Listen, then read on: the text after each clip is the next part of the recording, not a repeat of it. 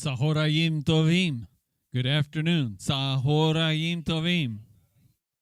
We learned that one, everybody together. Tzahoraim Tovim. We learned that one last week, remember? And we say it so Boker Tov, Tzahoraim Tovim, and Erev Tov, and Laila Tov. Good morning. Tzahoraim Tovim. Good afternoon. Erev Tov. Good evening. Laila Tov. Good night. All right. So when you say good night, you go Laila Tov. All right. So, just a few announcements for you. First of all, good to have Irma back with us. She's up and kicking again. So good to have her back. So thank the Lord for her healing. My sister Melody was taken to emergency last night. She has a severe infection. So please be praying for her. And that's why the fam is not with us today, because Charity took her and they didn't get home until 5 o'clock this morning. So they're all crashed out.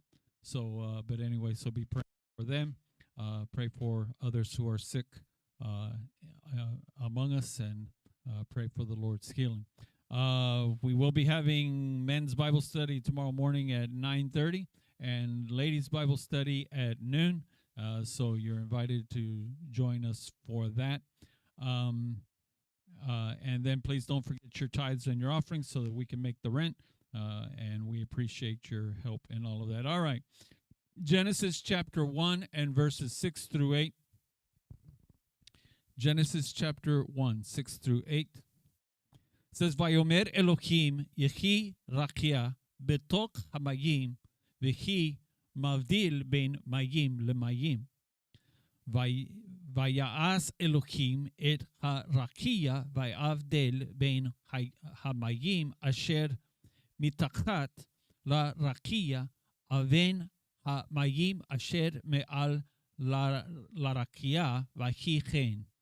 ויקרא אלוהים לרקיע שמיים ויהי ערב ויהי בוקר יום שני. So God said, let there be an expanse in the midst of the water, that it may separate water from water. God made the expanse, and it separated the water which was below the expanse from the water which was above the expanse. And it was so. And God called the expanse sky, and there was evening, and there was morning, a second day. Avinu Malkeinu, our Father, our King, we love you. We thank you for your love for us, Lord. We thank you again for your goodness in watching over us and seeing us through this week, Father, and bringing us to this place at this time to worship you and to study together.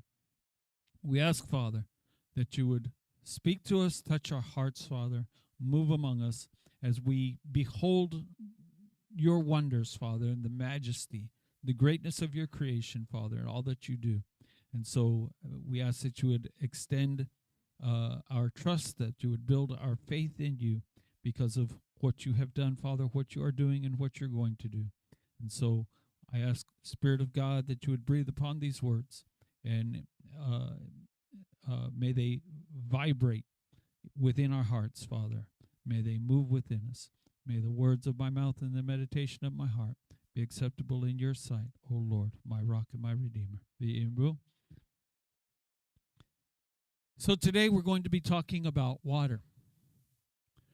Remember that water is first mentioned in verse 2, where it says that the earth is covered with the water. The Hebrew word for water is mayim. Everyone say mayim. Mayim. Now, an interesting note. We're not going to take a lot of time on it. Just an interesting note for you. Mayim is plural. Okay? So it's always, in Hebrew, it's always plural. So it would always be waters, more than one water, because water is actually a plural. It's a fluid, and so it's always plural. And so mayim. And from mayim, we have shamayim, which is heaven. Okay? So mayim is water, shamayim is heaven. So water is first mentioned in verse 2, where it says that the earth is covered with water. So always remember the law of first mention. Always remember the law of first mention. That Scripture will continue to follow the pattern that is set when it is first spoken to. So what we learn from verse 2 is that there is no land. There is no land. The earth is covered with water. The land does not appear until day 3, when Elohim, God, calls forth the land from the water. And remember that the Ruach Elohim, that the Spirit of God hovers over the water. So we find the Ruach associated with hovering and with water. We find the Ruach associated with the dove. So the surface of the earth is covered with water. And this is why the earth is called Tohu Vebohu. Remember that. Go back a couple of months. Tohu Vebohu. That it is without form and it is empty. Why? Because water has no form of its own. It takes the form of the shape. If you have your cups of coffee, your water, water has no form of its own. It has no shape of its own. It takes the shape, the form of whatever is containing it. And empty, that is, that the earth was without life. The earth is enveloped in darkness. And most of what we call life on this earth needs land and light. Most of life on the earth needs land and it needs light. There was no land, there was no light, so there was no life. Now this is the second day of creation. And Torah says concerning this second day, Vayomer, and said, Elohim, God, Yehi, there will be Rakia, an expanse, a firmament, Betok, in the midst, Hamayim, the water, Vihi, to exist, Mavdil, to divide, to separate, Bain, between, Mayim, water, Lemayim, from water. We still see this today in what is called the atmosphere. Everyone say atmosphere. This space in which we live today, this is the atmosphere, which extends from the surface of the planet all the way up to what is called the exosphere. The exosphere is over 400 miles above the planet, the surface of the earth. And so we live in this atmosphere. And this atmosphere is called Rakia. Say Rakia. Rakia is the expanse or a firmament. So what God did is he took part of the water off of the face of the earth and he lifts it up so that part of the water is above the earth and part of the water is on the earth. Part of the water, he takes the water that's on the earth, the entire globe is covered with water. He takes the water and he divides it. And he lifts up part of the water and he leaves part of the water on the surface. Everybody able to picture that somewhat? All right, you're going to hear some really cool stuff. Okay? You're going to hear some really cool stuff today. Rashi says, concerning this verse, let the expansion become fixed. For although the heavens were created on the first day, they were still in fluid form. They were liquid. They were still in fluid form. They became solidified only on the second day. Now, it's important. Listen to the terms that he's using, that they're liquid and then they become solid. They become solidified. On the second day, at the dread command, literally a rebuke of the Holy One, blessed be he, when he said, let the firmament be stable. This is in Genesis Rabbah 4 and 2. It is to this that allusion is made in what is written in Job 26:11. The pillars of heaven were trembling; they were unstable. This was during the whole of the first day, and on the second day, Job 26:11, they were astonished at his rebuke, like a man who stands immovable, amazed at the rebuke of one who terrifies him. What is he saying? That God, when he separates the water, The water doesn't want to stay. The water doesn't want to stay. Why would the water not want to stay? Gravity. How can it just hang up there? It doesn't want to stay. It's wanting to fall down. And so the way the tone of the Hebrew is that of a rebuke.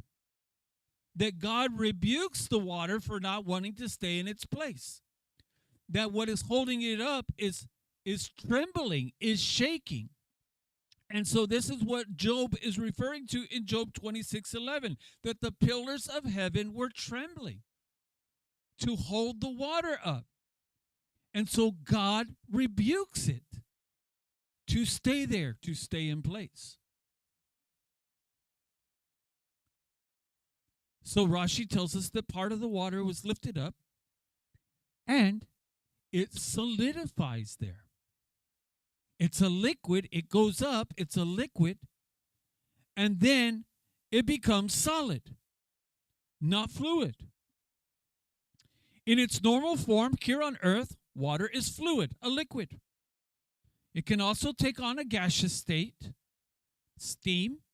It can also take on a solid state, ice. So Rashi says the water became solidified. And that is the root of the word firmament. Many translations say firmament. To be firm. Firm is the root of firmament. So it is firmed up. Now the study of words is called etymology. Everyone say etymology. I love etymology. That's one of my passions. I do this all the time. English, Hebrew, Greek, Spanish, German. I like looking for the root of things, for the root of words. So it's called etymology. The etymology of this word firmament is literally a support, a strengthening, from the Latin word firmus. Everyone say firmus, which means strong, to be strengthened. So the Hebrew word here is rakia. The definition of rakia, listen, is an extended solid surface. Rakia is an extended. So this is rakia. It's an extended solid surface. But the key is to solidify, to be solid. It's the idea, this word rakia, is the idea of a vault, of an archway. What does an archway do? An archway creates space in something that is solid. How does it create space? It's holding up, the archway is holding up something heavy over the space to create the space. So the doorway, you have the lintel going over the door that holds up the building so it doesn't collapse into that empty space. That is rakia. Many ancient Arabic, Greek, and Roman structures utilize this means of construction to be able to have an open space without the need of much support. Think of the archways in the old Roman and Greco-Roman buildings. Think of the archways in the cathedrals and buildings like that. And so the mosques, the Arabians are famous for their archways, for their arched buildings. And so so the Arabic and Greek and Roman structures utilize this means of construction to be able to have an open space without the need of much support. Some of the most well-known arches in the world are the Roman aqueducts, how they flow down from the mountain down to the lower levels of land, and how they up on the top, it's solid all the way from the mountain all the way down to the lower land. But on the bottom, there are arches all the way down so that they don't have to use as much material. The archways in massive stone walls surrounding the cities, the basilicas, the dome ceilings in mosques and cathedrals. This is all the word rakia. And what holds up all of the weight carried by the arch in the basilica, in the dome ceiling, in the archway in the wall, what's holding up all of that weight? Pressure. You have the archway. You have the pillar on each side. The arch is then built on the pillar. And right in the middle is what is called the keystone.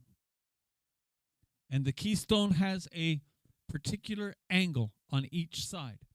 It's a little bit flat here. It gets wider at the top. It's angled.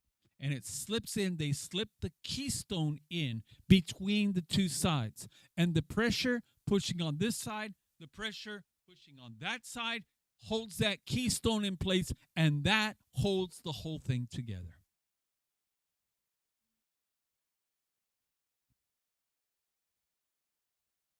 And so what holds it all up is pressure. Notice that Rashi quotes Job 26, verses 10 and 11, speaking of creation. He says, Job 26, 10 and 11 says, He marks out the horizon on the face of the waters for a boundary between light and dark. The pillars of heaven tremble, astounded at His rebuke.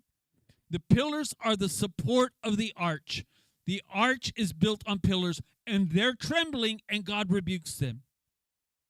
Rashi is stating that it is as if the water does not want to behave, and God rebukes the firmament, as Job says, that it is astounded at God's rebuke. Again, the term, as we talked about last week, the term, let there be, yechi, let there be, is gentle in comparison to what it literally is saying. There will be. There will be. And so it's not let there be a firmament, it is there will be a firmament. So the tendency of the water is to come crashing back down to earth. And God commands the water to behave, to do what He has commanded it to do. And this is why we find Yeshua does the same thing. What does He do? He commands the water to behave. Mark chapter 4, verse 37 to 41. A great windstorm arose, and the waves were rushing into the boat. The boat was beginning to fill up, but Yeshua was in the back of the boat, sleeping on a pillow. They wake Him up and say to Him, Teacher, do you not care that we are perishing? So He woke up and He rebuked the wind, the very same words that Rashi uses for God creating. He rebukes the wind. And He said to the sea, Quiet, be still. Then the wind stopped, and it became totally calm. And He said to them, Why are you afraid? Even now you have no faith? And they were struck with awe and said to one another, Who is this? Even the wind and the sea obey His voice. Because it is the voice, the same voice that on the second day of creation told the water, behave. It's the same God, the same Creator. So here again we find the water misbehaving and being rebuked. And so again we see a pattern being established and followed all the way through. And understand that God set the boundary for the water. He sets the boundary. The water above, it cannot leave that boundary. The water below, it cannot leave that boundary. The reason why the Gulf of Mexico stays where it is because God set its boundary and it cannot go any further. You hear what I'm saying? The reason why the Atlantic Ocean is where it is because God set the boundary and it cannot go any further. The Pacific, the Indian, the Arabian, all of the Mediterranean, all of the oceans, all of the seas, all of the Great Lakes, they are set within a zone, within a boundary, and they cannot escape. They cannot overrun the place where God has put them. The reason why they are where they are and they stay there is because God has set a boundary for them when he calls forth the land. Proverbs chapter 8, verses 26 through 29, he had not yet made the land, the fields, or the first dust of the earth. When he set the heavens in place, I was there. When he inscribed the horizon on the face of the ocean, when he established the skies above, when he securely fixed the fountains of the deep, when he set the boundary for the sea, he set the boundary for the sea so that the waters never transgress his command, when he laid out earth's foundation. Now we're going to learn about a lot of these things from Proverbs chapter 28. He establishes the sky. He fixes the fountains of the deep. He sets the boundaries for the seas so that the waters cannot transgress. He laid out the earth's foundation. Jeremiah chapter 5 verses 21 and 22 says, "Hear this, you foolish people, who have no understanding, who have eyes but do not see, who have ears but do not hear. Do you not fear me, says Adonai? Do you not tremble in my presence? For I made the sand a boundary of the sea, an everlasting decree that cannot be broken. Though the waves roll, they cannot prevail. Though they roar, they cannot go across it." Understand that all of this will come into play in the story of Noah and the great flood. There are people, scientists, who question whether or not there was ever a great worldwide flood. They doubt that such a thing would happen, that it could happen. They ask, where's all the water? You've heard them. You've read it. They ask, where's all the water necessary for such a thing to happen? So they determined that it was just a local event, a major one, but only in one local area. One of the failures of their reasoning is that they assume that the earth past is the same as the earth present. That the earth back then was the same as the earth which we see today.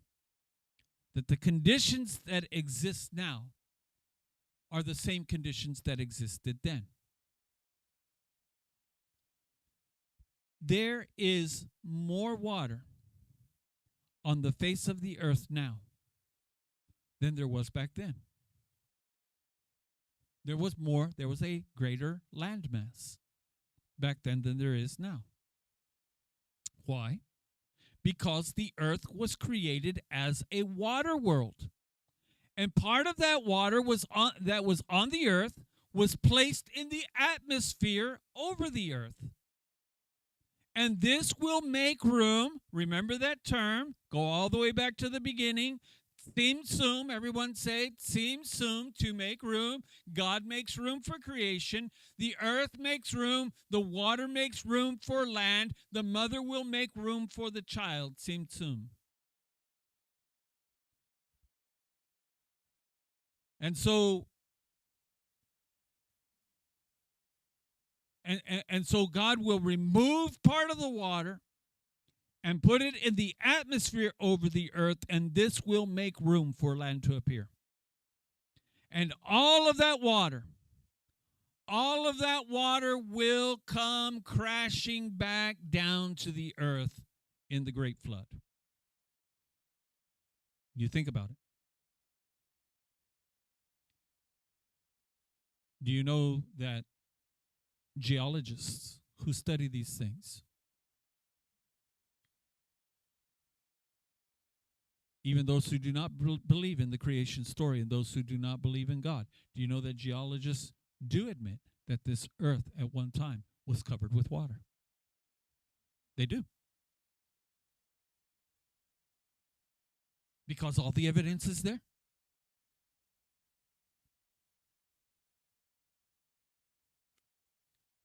And so all of the water that God has holding up in the atmosphere will come crashing back down to earth during the flood event. And this is how it will rain for 40 days and 40 nights.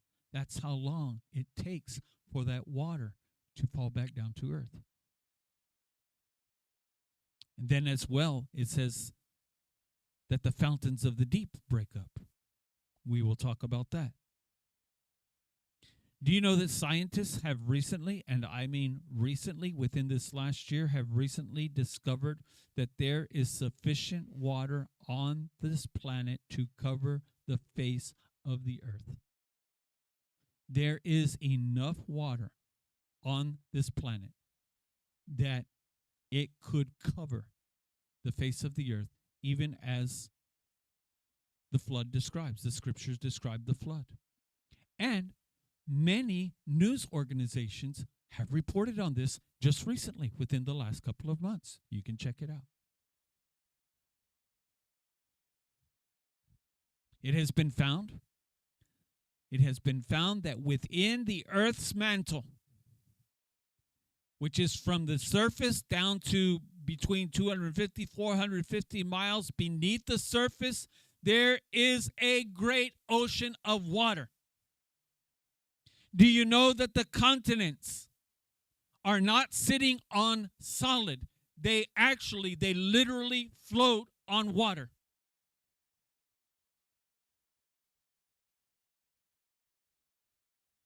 And so just recently, I read it, and it's there. You can go check it out. Google it. They just reported, just this last month,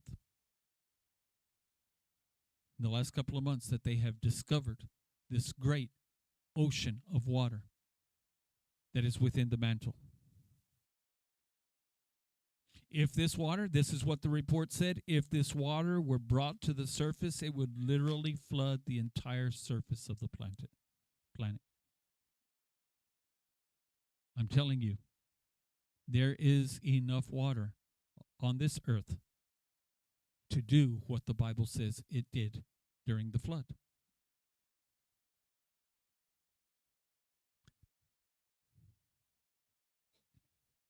Rashi goes on to explain that in the midst of the water, the Hebrew betok, literally in the middle, is stating to us that half of the water was lifted to the heights, while the rest of the water, the other half, remained on the face of the planet. So it's not just a little bit of water. He takes half of the water off of the planet and puts it up in the sky and hangs it, suspends it up in the air, and then he leaves the other half. He explains to us that the upper waters are suspended at the same distance, at equidistance, all around the planet, saying it's not a belt of water where there's less here and more there. The distance between the upper waters and the lower waters is the same distance everywhere, because the Hebrew language is that of a canopy of water over the entire globe. So the globe, what God has made it, if you can picture this, is a sphere within a sphere. The sphere of the earth within this sphere, atmosphere, this sphere of water. Very good. The snow globe is exactly what it is. And it was God himself who held this canopy, this firmament, this water, in its solid state, in place. Rashi explains that the water above are suspended, held in place, by, he says, the king. Job chapter 38, verses 34 through 38. Can you raise your voice to the clouds and cover yourself with abundance of water? Can you send out lightning bolts so they go? Will they say to you, here we are? Who put wisdom in the secret place or gave understanding to the mind? Who can count the clouds by wisdom or tip over the water jars of heaven when dust hardens into a mass and clouds of earth stick together? He's telling us who the Creator is and who it is that holds everything in place. Psalm chapter 135, verses 6 and 7. Whatever Adonai pleases, he does in heaven and in earth, in the seas and in all the deeps. He makes clouds rise from the end of the earth. He makes lightning for the rain. He brings wind out of his storehouses. In Hebrews chapter 1, verse 3 says, and he is the radiance of his glory and the exact representation of his nature, and upholds all things by the word of his power. Speaking of Yeshua, he upholds all things. Colossians chapter 1, verse 17 says, he is before all things. Talking again, speaking of Yeshua, he is before all things. In him all things hold together.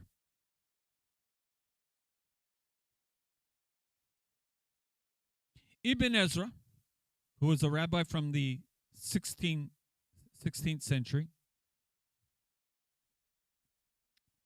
Ibn Ezra says concerning all of this, the correct interpretation of firmament, rakia, is something spread out. And they did beat vayirakheu, the gold, into thin plates. Exodus 39:3. So he's referring to when they're making the Ark of the Covenant and they beat the gold into thin plates. Now, why is he referring to that? Because of the word rakia. When it says that they beat the gold, it says yirakeu. Do you hear the similarity? Because yirakeu comes from rakia. What is he saying? 2 Samuel chapter 22 and verse 43 says, then I did beat them, and he spread them out as a tent to dwell. What's all this? What are they talking about? So, rakia is from the root of the word erkaem. Everyone say erkaem, which means to beat. It is hammered out. To beat with an anvil and a hammer. What you do with metal. You beat it out. So he says, Ibn Ezra is stating that the water is being expanded. That is, it is being stretched out.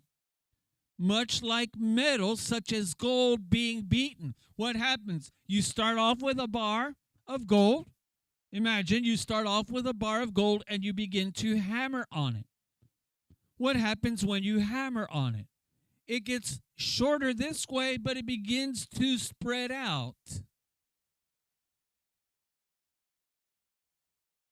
Because it does not lose its mass.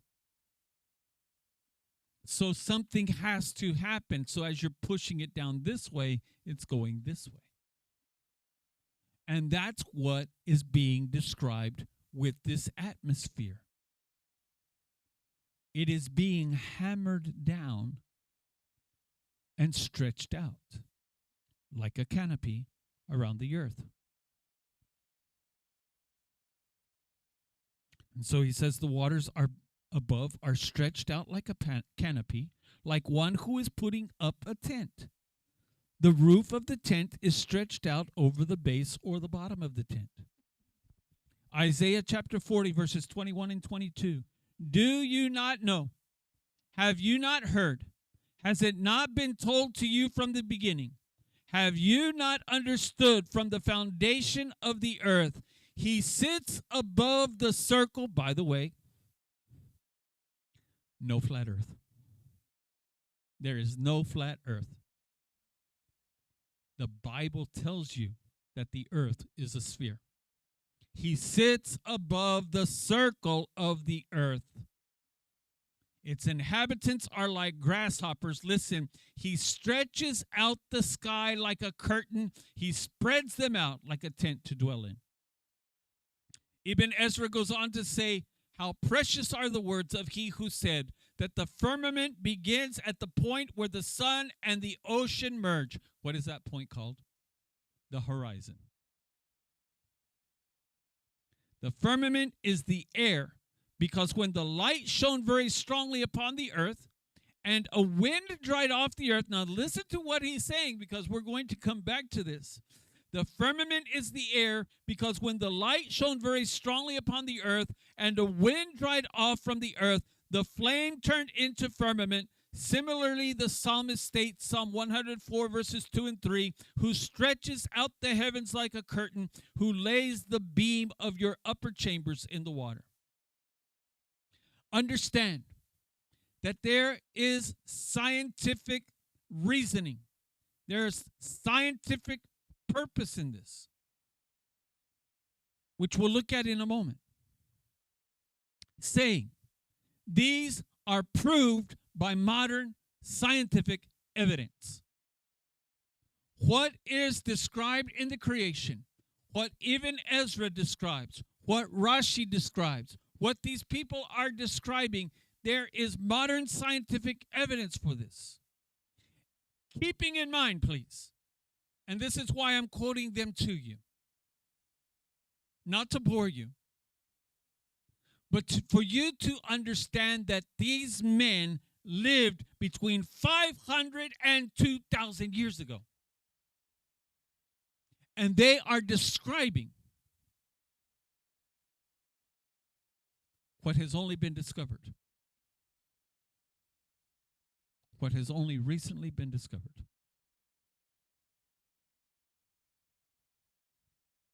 Through science. By what evidence do they say these things?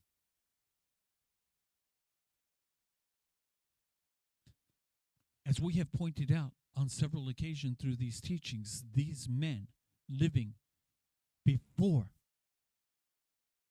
the modern scientific era, in which many of the things of our understanding of how this world and this universe works, there was none of that.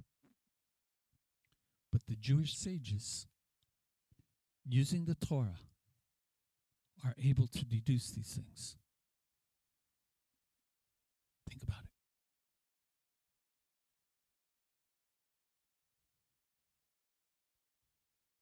They did not have satellites back then. They didn't have computers. They didn't have microscopes. They had none of these things. Yet they have such knowledge and understanding of how creation works. Ibn Ezra continues, the psalmist then makes mention of the clouds and the wind and the establishment of the earth. The latter is above the water. We thus read, for he hath founded it, the earth, upon the sea. Psalm 24:2. And to him that spreads forth the earth above the water. Psalm 136:6. Similarly, whoever goes to the ocean is said to be going down. Do we not say we're going down to the island? My mom's family grew up in Philadelphia, and they would go every summer. They would go and spend a week in New Jersey, Ocean City, New Jersey, and they would say they were going down to the shore. Down to the shore. Here we say we're going down to the island. Why? Because it is geographically down, sea level. The meaning of he that calleth for the waters of the sea and poureth them out upon the face of the earth, Amos 5:8, is that God commands the water of the sea to give birth to clouds, and afterward, and he pours them out upon the face of the earth. The Ramban Nachmanides says it is possible that this is what the rabbis intended by their saying in Bereshit Rabbah 4:1. Rav said the heavens were in fluid form on the first day, and on the second day they were solidified. Now remember, he's living some 1,000 years ago. And he's talking about this scientific concept. He says that the heavens were in fluid form on the first day, and on the second day they were solidified. Rav thus said, let there be a firmament means let the firmament become strong. Rabbi Yehuda, the son of Rabbi Shimon, said, let the firmament become like a plate, just as you say in the verse, and they did beat. Vayereku contains the same root as rakia, firmament, the gold into thin plates. So he's saying that the rakia, that the firmament was beaten into place. It was hammered into place, as it were. Now remember, the Rambam is writing from the 13th century, some 1,100 years ago. And he's quoting from the Chasal, the sages, who were living in the Second Temple period some 2,000 years ago. So you have a man who's living 1,100 years ago, quoting people who were living 2,000 years ago, saying that this atmosphere is hammered into place like metal. The Rambam, quoting Rav Yehuda, says, Yehi, let there be, rochia, a firmament, yechasek, yechasek, say chasek, to be strengthened. Yechasek comes from the word chasak. Chasak. You'll remember the story of Yehoshua, of Joshua. What is the theme at the beginning of the story of Yehoshua? Chasak.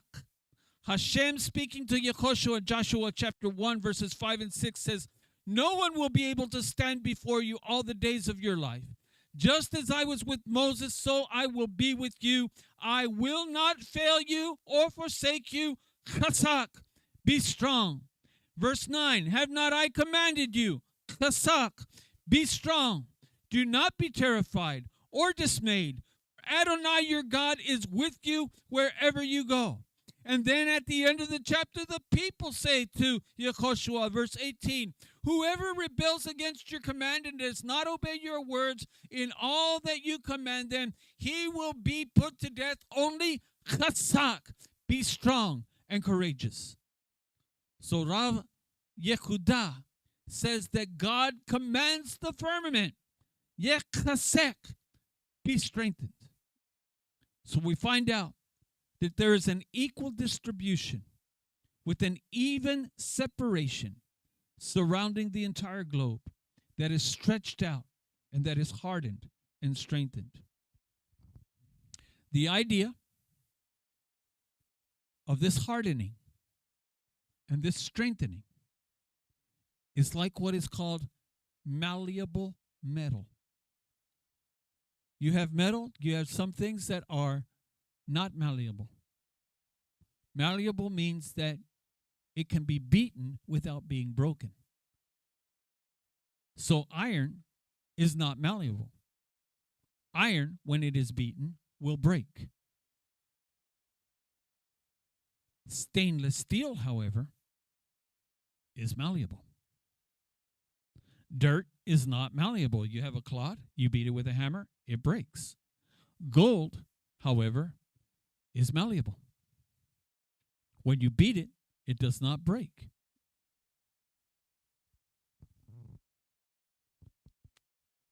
So the idea of this hardening or strengthening is like a malleable metal, like gold beaten into thin plates.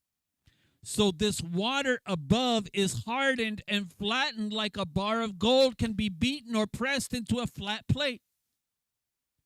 This is as a goldsmith can take a piece of gold and hammer it, or with great pressure, press the gold into specific form or shape.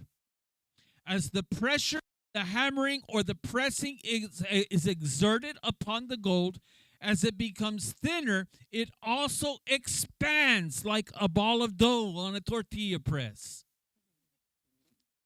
Think about it. You take a ball of dough, you put it into a tortilla press, you put pressure on it. What happens? It expands. It becomes flat, but it expands. That's what was happening above the earth. Saying that the waters above are placed, how are they held into place? Like the keystone of an archway. They are held in place by pressure. And this pressure flattens it and it expands it out so that these waters cover the entire surface of the planet. Like a snow globe, a sphere within a sphere. So there's the globe, the earth within a sphere, much like a snow globe that one would shake to make a winter scene. The sphere is suspended above the earth's surface by, listen to me, by divine proclamation. The word of God. So we go from the Chazal. Are you ready? We go from the Chazal, the sages, to scientific evidence. And this brings us to a question which is answered in the scientific evidence. Why did God do all of this? What was the purpose of this? What's the reason for this? Why does God divide the waters, removing half of the water, placing it above, leaving half of the water below? And why is this? Why does he stretch this water out like a canopy? That the water is hardened and flattened out. The reason that God does this is he creates a shield around the earth. He creates a shield around the planet. Kind of like on Star Trek, right? When Captain, what's his name? Captain Kirk tells them to put up the shields. And so they put up the shields, and so when rockets and whatever are shot at the spacecraft, what happens? They just bounce off. That's what God does to the planet. He puts a shield around the planet.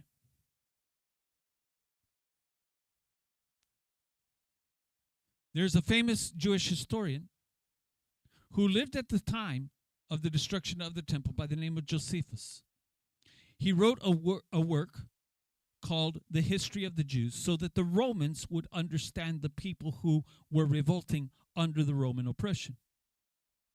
Concerning the story of creation, Josephus writes that the firmament, this expanse of water, this rakia, was made of crystals.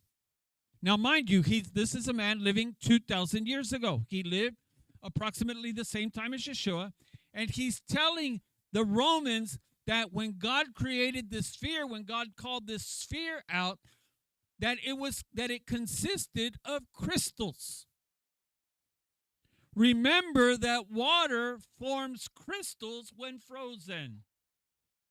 Ice crystals. Water. What is water? Water is a molecular compound. It is a molecular atomic compound made of hydrogen and oxygen. So this is important. This is important. Made of hydrogen and oxygen. Literally made of 2 hydrogen atoms to 1 oxygen atom. In modern scientific experiments, some surprising discoveries have been made. Just this past year, it was discovered that when under extremely cold conditions and intense pressure, hydrogen does, in fact, crystallize. How did Josephus know this? He's living 2,000 years ago. He cannot see the atomic structure. And yet he told them it crystallizes, that it crystallized. Hydrogen does, in fact, crystallize. And when it crystallizes, the oxygen turns blue. The atom for oxygen will turn blue. Under pressure and extreme cold, the hydrogen is what crystallizes, and then the oxygen atom turns blue.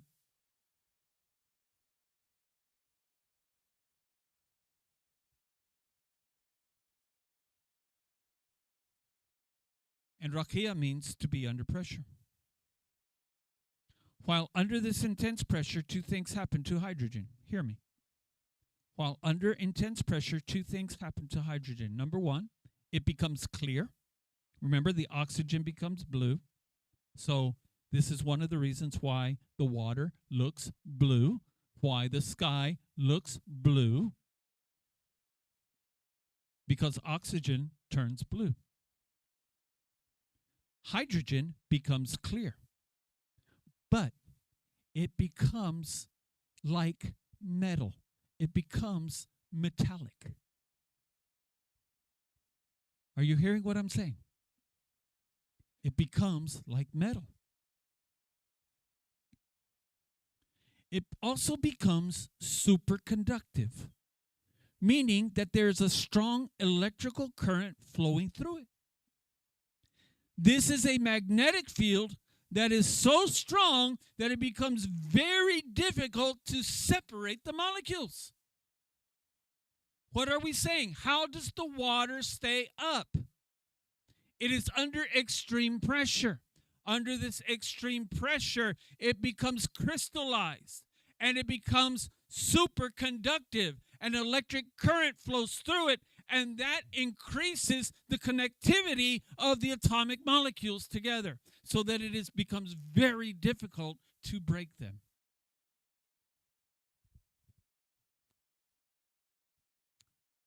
This is the magnetic field. This magnetic field becomes so strong that it becomes difficult to separate the molecules. And the Earth just so happens to have a very powerful magnetic field. This pressurized, superconducting, metallic-like, clear shield would be self-sustaining. It holds its position above the Earth. As well, when hydrogen is excited by energy, there's an electric field flowing through it. Hydrogen begins to glow pink. When the pink of the hydrogen is mixed with the blue of the oxygen, it glows blue-pink. There's a color word, there's a word for that, a name for that. When you mix pink and blue together, you come up with a color called magenta. How many of you have heard of magenta? It's a purplish pink color. It's the color you see at sunrise and sunset. Do you know that God is giving you a taste of what the original creation was at sunset? When you see a beautiful sunset with all the pinks and blues and purples in the sky, how does that make you feel? Don't you want to just stop and take it in? One day I was driving down the expressway and I saw it was a winter day like we've been having lately, and I was driving just as it going up to head towards McAllen, that little curve there, and I was driving and going up above the mall, and I looked out and oh, the colors were so fantastic, spectacular. I felt that God had made that just for me.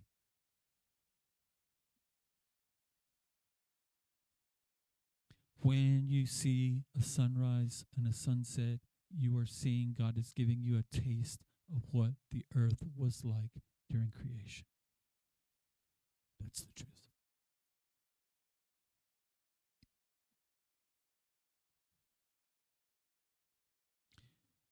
the way that magenta is created, it's called extraspectral, meaning that it cannot be created by a single light wave. So solid color like red, the primary colors, those are single light lengths. Magenta is a combination of red and blue. And that's the only way you can see it. You must have two.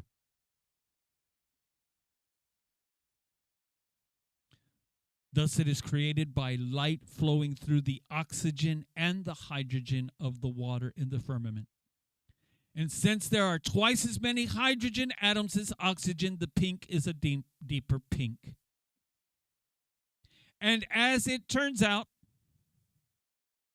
magenta is the favorite color of growing plant life. Did you know that? Plants love magenta. In a recent article in a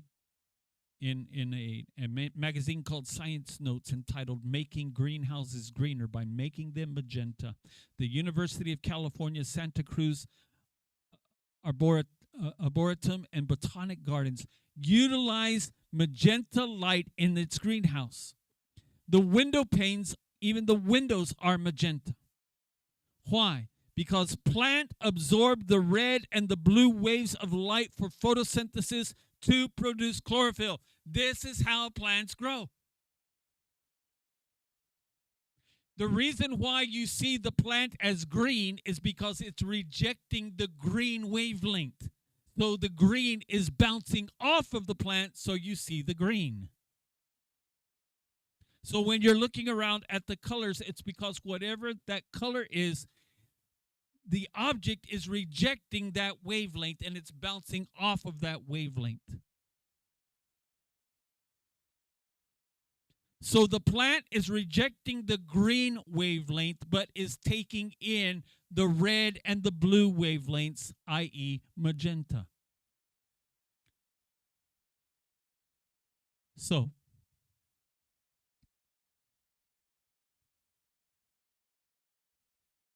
the more magenta light, the more chlorophyll. And the more chlorophyll, the more vegetation. And the more vegetation, the more fruit is produced. In its pre-flood state, the entire earth was a veritable garden producing fruit in abundance for animals and humans alike. It was a jungle out there. And it covered the earth. Because the sphere covered the earth, producing magenta, which the plant life is gobbling up like you gobble up cookies and turning it into chlorophyll and producing fruit. Another feature of this hydrogen-oxygen shield was protection from solar radiation. Today, the sun is deadly to most living things. We receive today a much higher concentration of shortwave radiation from the sun than did our pre-flood ancestors. And sunlight-induced skin cancer is one of the greatest killers on earth today. This is why, particularly in the summer, we are incessantly warned to use sunscreen and to cover up. Sunscreen works to filter out the shortwave radiation emitted by the sunlight. Do you know that there are some 60 known diseases that are caused in human beings by this radiation? This is one of the reasons that humans have had a much longer lifespan before the flood. They lived hundreds of years. Adam lived over 700 years. Methuselah lived to be nearly 1,000 years old. How could they live so long? because the sun was not poisoning them. Because God had created a shield that covered the entire globe.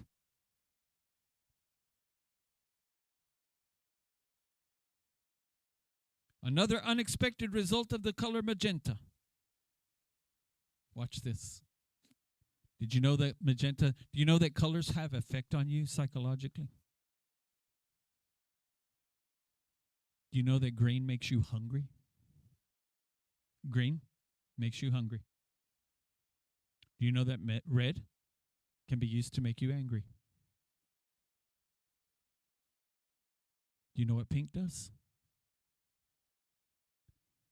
Pink is a mood booster. Magenta is a mood booster. Magenta is known to decrease depression and is associated with creativity and happier moods. Magenta increases motivation and improves performance on time-sensitive tasks. Several years ago, the Los Angeles criminal justice system implemented a study in which certain sections of the prison were painted in magenta. The result was that it had a calming effect on recalcitrant prisoners. Prisoners were wanting to fight and get into it and all of these things, and they would put them in the pink ward.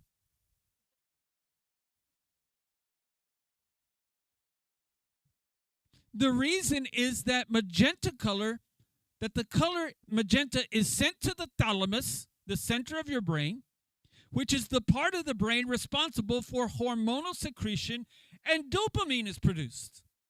And dopamine is responsible for our feelings of pleasure, of memory, and of motivation.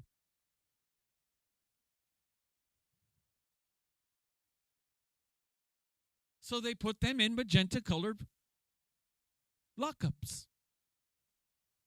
And their brains automatically produce dopamine. And dopamine is the feel-good drug. And so they start relaxing.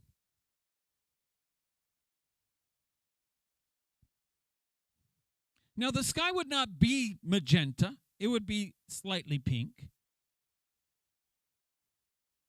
But this pink glow would become even more pronounced and into magentas at sunrise and sunset, even as it does today. The sunrises and sunsets of that time would have been even more spectacular than we can see today. It's the same color we see in the sky at sunrise and sunset, only much more spectacular and beautiful. Another effect that the sphere of hydrogen and oxygen would have upon the earth is higher atmospheric pressure. Higher atmospheric pressure. Today, the atmosphere extends approximately 200 miles above the surface of the planet. With the sphere of water in place, that boundary would be much lower. The air would be more compressed between the sphere and the planet, and this would have created a higher oxygen concentration in the air being breathed. More oxygen. In fact, this practice of pressurizing oxygen is a known and much practiced medical remedy today. In many medical situations, the patient is placed on pure high-pressure oxygen. I was on that when I was sick. One may be placed in a hyperbaric chamber in which the chamber is filled with pressurized oxygen, and amazing things happen. For example, do you know that wound recovery is cut in half so that a wound recovery that would normally take 7 days is cut to 3 to 3.5 days? In a study done by Texas A&M University, hyperbaric treatment was shown to have the ability to cure chronic fatigue syndrome, to remove migraine headaches in less than an hour.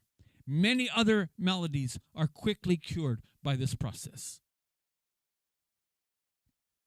This pressurized atmosphere also solves the problem of how certain creatures who cannot fly in our present atmosphere could fly then. Have you ever wondered, why did God give wings to that thing?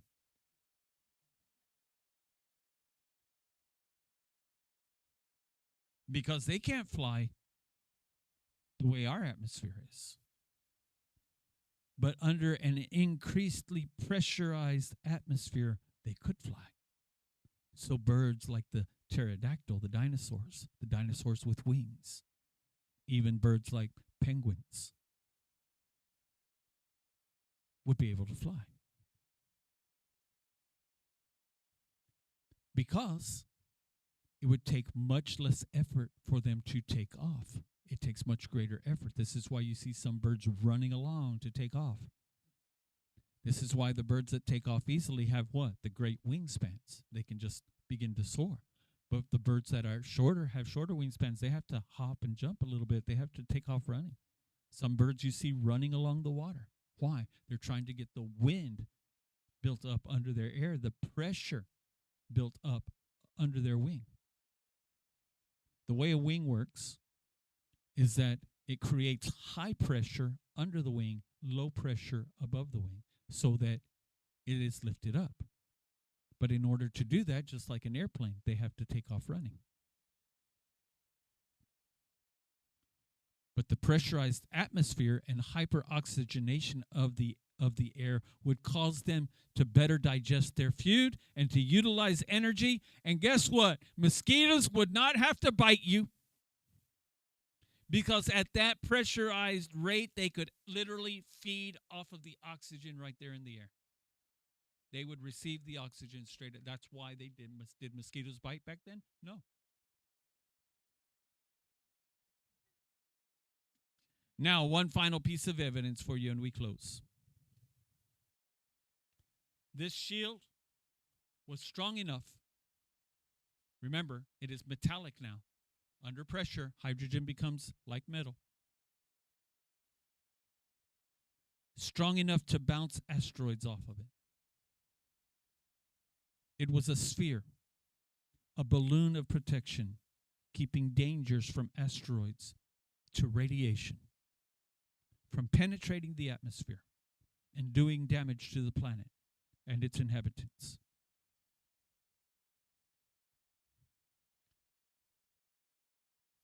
This is how much God cares for his creation.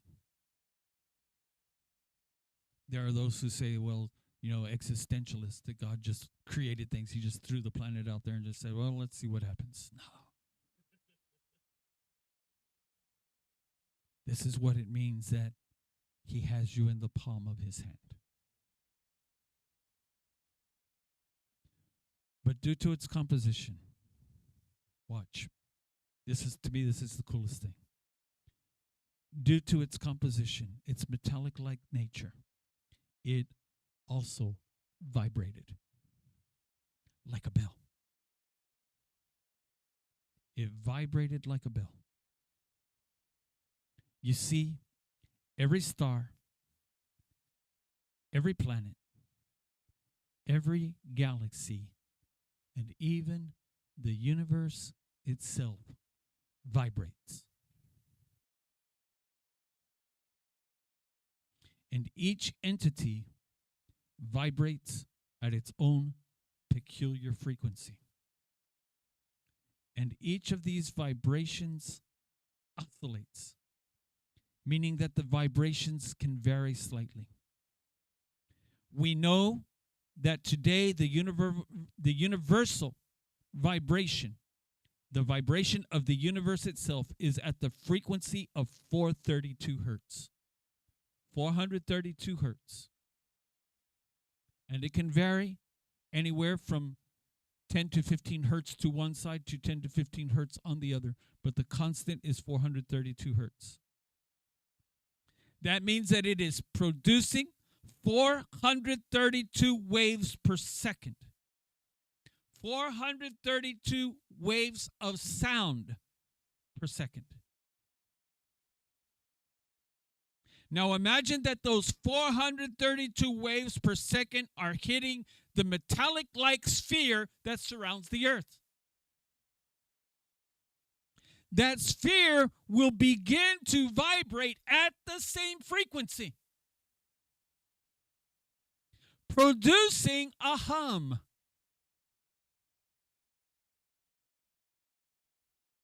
Because what is sound? Sound is frequency in waves. The reason why you hear it is because your eardrum is vibrating at that same frequency, and it sends a signal to your brain as sound. That's how you hear.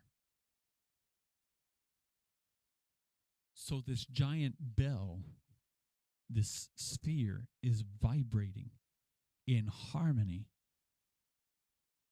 with the entire universe,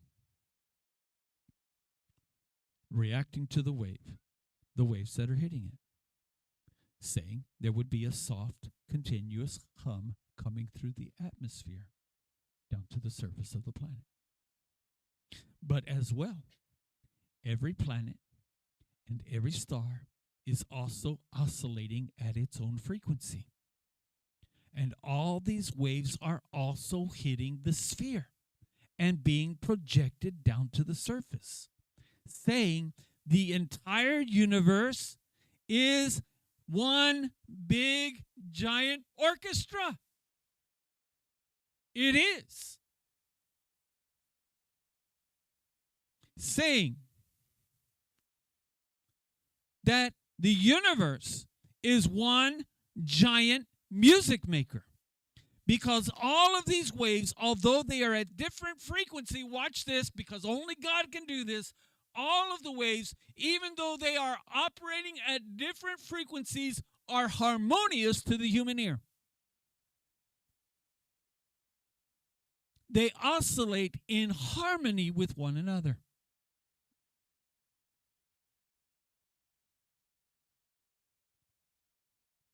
So when they are converted, so that the human ear can hear them, which is the sound, simply the sound waves hitting the eardrum, which vibrates, sending impulses to the brain,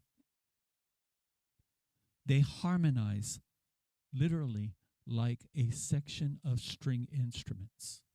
That's the sound. It sounds like an orchestra. And the music is never the same 2 days in a row. It is always in harmony, but it always changes, but always in harmony. So you never hear the same song 2 days in a row.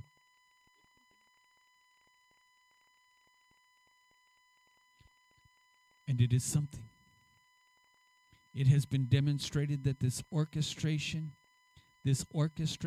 brings about a relaxation to the listener. This is literally what they mean when they say to be in tune with the universe, to be at one with the universe. They don't take these things because the universe is vibrating with music. It is a vibrant, living universe, singing its praises to God the Creator. We're going to get into this in a few weeks when we study the creation of the stars. Every star has its angel, and every angel has its star. So when the psalmist speaks of the heavenly hosts, is he speaking of the stars? Yes. Is he speaking of the angels? Yes. They're together. Every star has its angel. Every angel has its star. And together they make. Remember that there is a group of angels who are musical.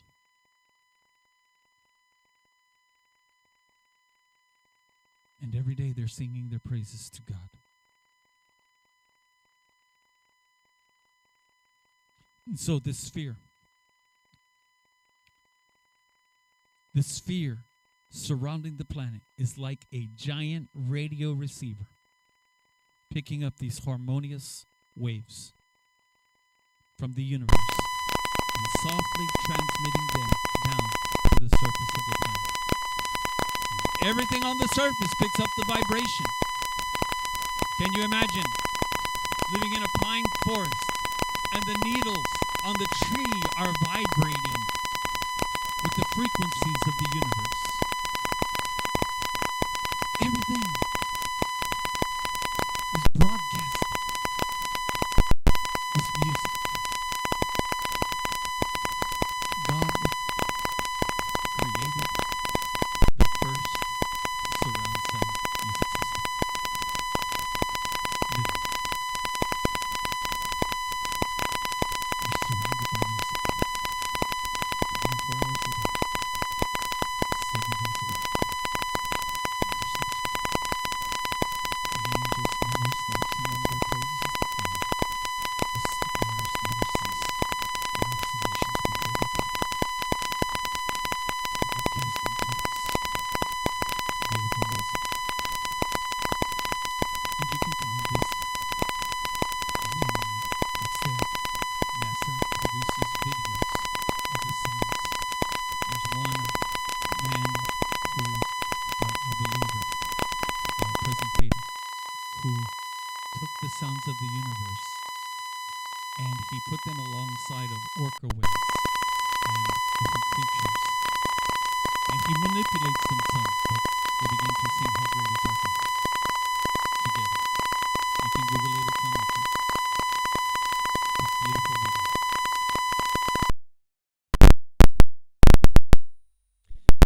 Can you imagine the first human beings awaking to the sound of a gentle orchestra and the sight of a spectacular sunrise of the hues of magenta and pink and purple?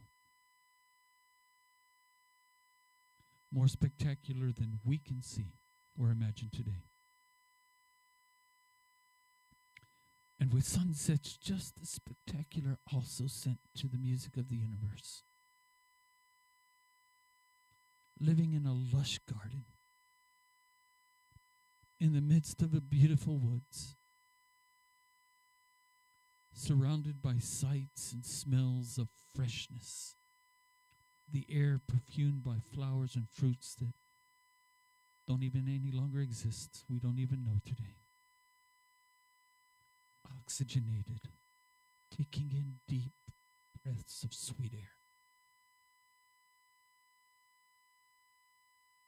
All of these are only examples of what life was like on this planet under the condition in which it was originally created. We go somewhere today. We see a beautiful sunrise or a beautiful sunset. We see a majestic waterfall. We walk through the woods. We smell fresh air. And we think how wonderful this creation is. We don't even know the half of it. If we think that this is beautiful, 10,000 times more beautiful was the original creation. But do you want to know what's cool? He's going to put everything back the way it was. In the world to come. That's the way it's going to be.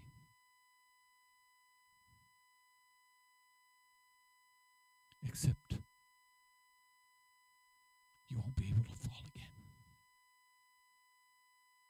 The ability to fall into sin will be removed from you, and it won't ever happen again.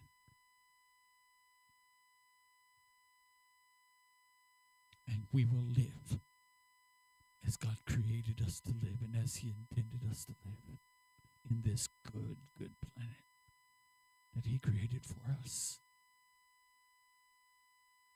It's not just about streets of gold. and gates of pearl. He's going to restore the Garden of Eden.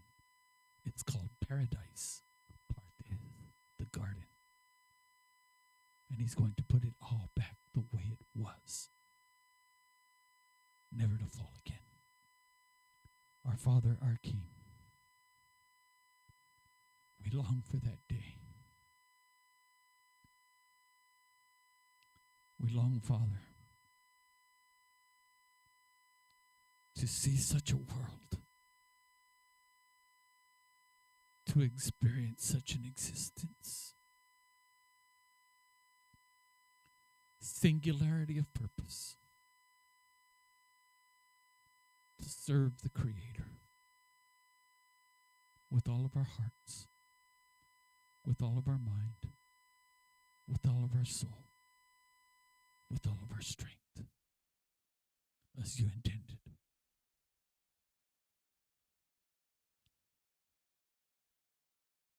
And our Father, we cannot wait to see the face of the one who loves us, the one who gave his life for us, the one who's coming back to restore all things. We long for that day. Help us today to be faithful and true and strong, because there is a tomorrow coming.